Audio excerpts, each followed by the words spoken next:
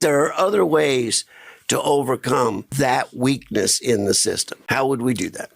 Well, you can start by making sure if you have clear visibility into the garage, that windows in the top section, maybe that's nuts. Frost the windows, get them tinted, make it hard for people to see inside. Yeah.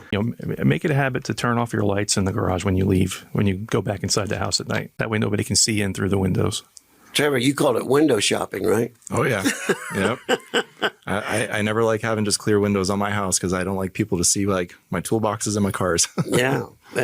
The golf bags, the bicycles, everything, the motorcycles, all the toys. That's right. I'm a big fan in frosting every window into your garage. Let the light come in, but don't let the sight come in. Yes, 100%. That's something that we always recommend when we have windows is, hey, there are some great options. There's some rain glass. There's the frosted glass is always great. A lot of garage doors these days as well, especially if you get a nice insulated garage door, depending if you get the frosted or the rain glass, it also comes as an insulated window as well. So that can even add, a little more temperature control, but as well as more security because it's a dual pane glass. Absolutely.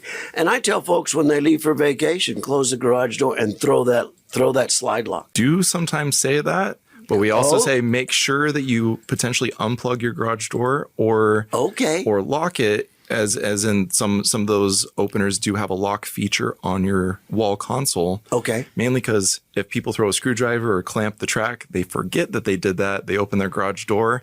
It could jam things up, and then you'd have to call us to unjam it for you. So I double lock my garage doors every night because invariably I've got one car outside that has a remote operator in it. Mm-hmm. So before I go to bed, I go in the garage and I electronically double lock both doors so the remotes don't work anymore. Mm-hmm. My wife and I do the exact same thing every night. That's part of our routine. Yeah. Is you can go to your opener, depending on which one you have, whether it be LiftMaster or Chamberlain or Genie.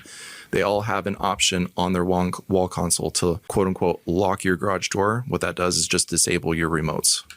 And then lock the door between the garage and the house. Mm-hmm. Always. I'm a big believer in that as well.